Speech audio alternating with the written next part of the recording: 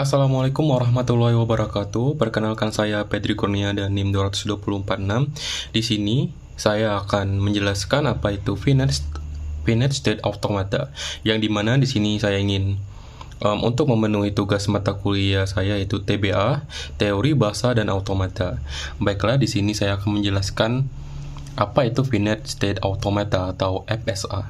Di sini kita memiliki pengertian dari FSA, yaitu adalah mesin abstrak yang berupa model matematika yang dapat menerima input dan mengeluarkan output diskrit yang dapat mengenali bahasa paling sederhana atau bahasa reguler dan dapat diimplementasikan secara nyata, di mana sistem dapat berada di salah satu dari sejumlah berhingga konfigurasi internal yang disebut state.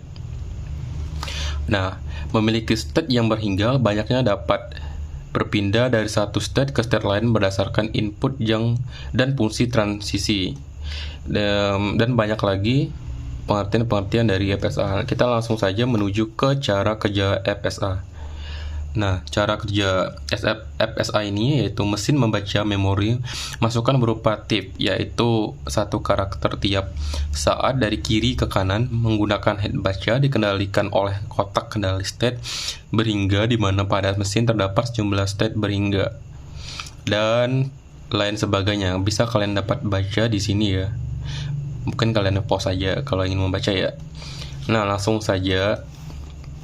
Di sini saya akan memberikan sedikit contoh mengenai salah satu soal dari FSA.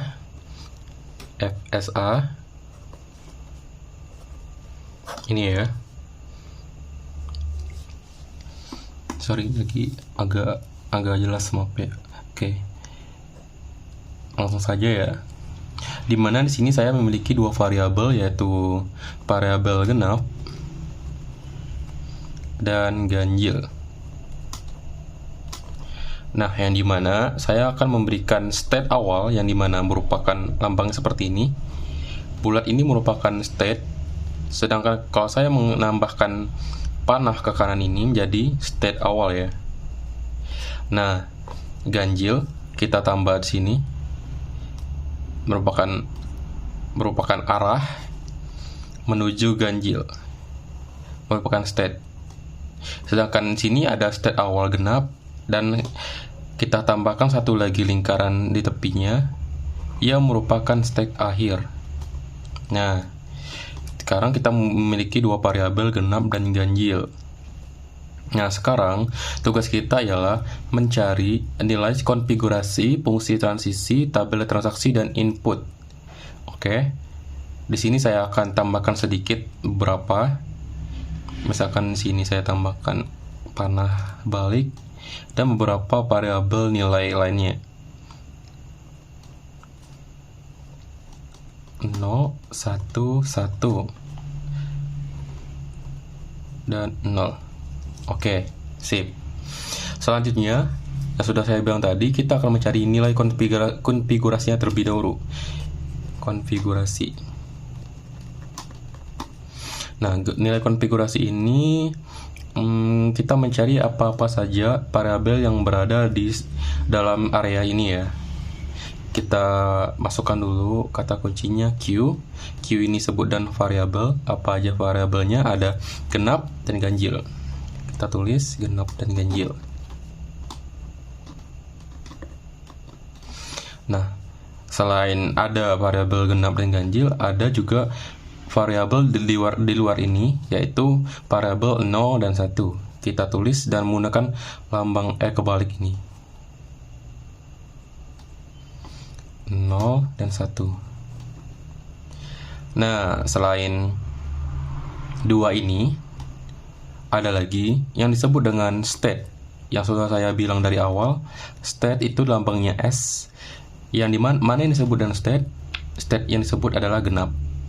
State itu adalah merupakan state awal atau bagian atau state yang pertama kali kita akan lakukan perhitungan. Genap, kita tulis genap, dan ini ganjil merupakan state akhir yang dimana lambangnya adalah F atau finite atau finish. Nah, kita sudah menemukan konfigurasinya nih. Selanjutnya kita akan mencari yang namanya tabel transaksi. Nah, tabel transaksi ini kita membuat sebuah tabel yang dimana terdapat beberapa nilai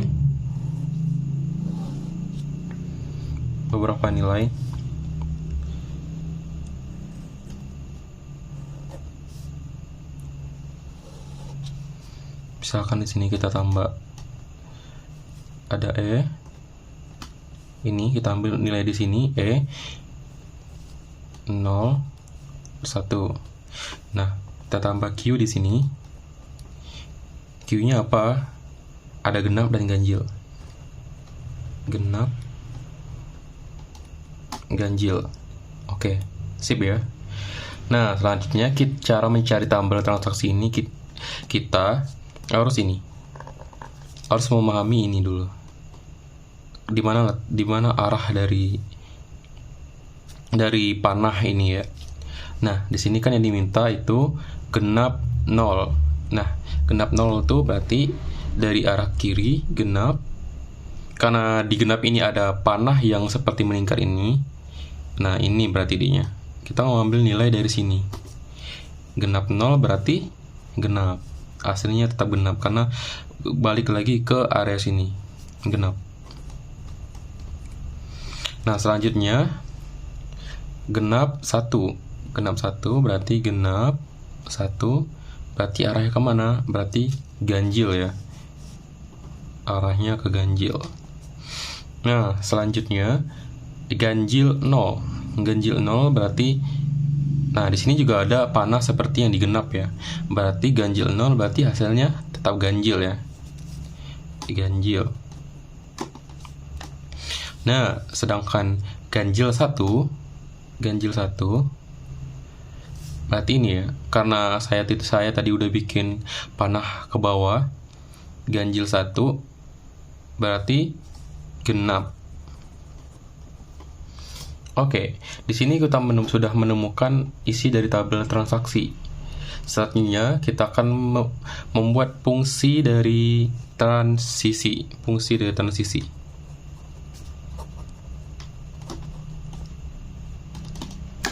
Nah, fungsi dari transisi ini apa? Fungsi dari transisi ini ialah untuk menjabarkan isi dari tabel transaksi ini. Kita akan menjabarkannya satu persatu, oke? Kita bikin lambang seperti ini, seperti angka S, tapi dinaikkan sampai ke sini. Kita bikin. Di sini ada genap. Ini cara kita bacanya ya. Ini genap. Ini 0, berarti kita bikin 0, tutup kurung sama dengan genap 0, hasilnya genap. Nah, kita tulis di sini. Begitu seterusnya sampai selesai.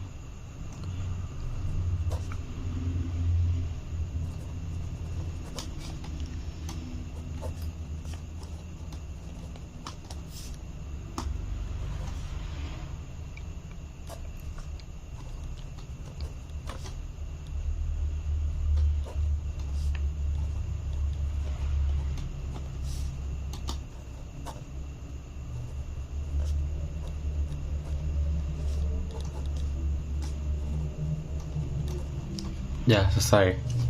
Oke, di sini ada genap 0 sama dengan genap, genap 1 sama dengan ganjil, ganjil 0 sama dengan genap, ganjil 1 sama dengan genap. Sesuai ya? Ganjil 1 sama dengan genap. Ya, sip. Selanjutnya kita akan melakukan input.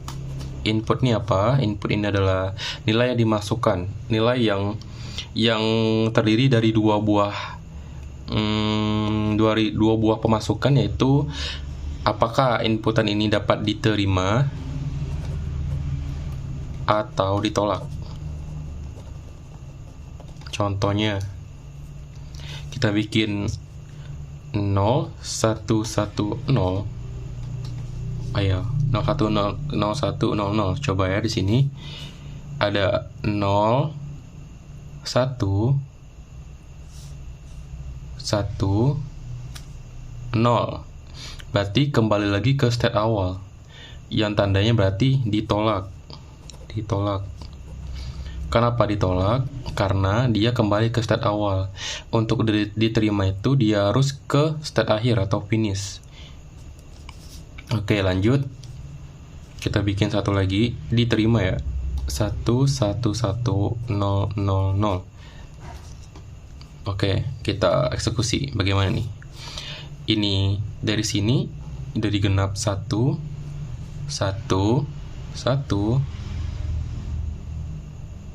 0 0 0. Diterima. Nah, oke. Nah, seperti itulah penjelasan mengenai Finite State Automata atau FSA. Cukup mudah kan bagi teman-teman? Terima kasih ya yang sudah menonton. Jangan lupa di like, subscribe ya.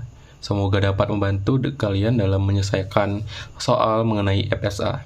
Sampai jumpa, terima kasih. Dadah.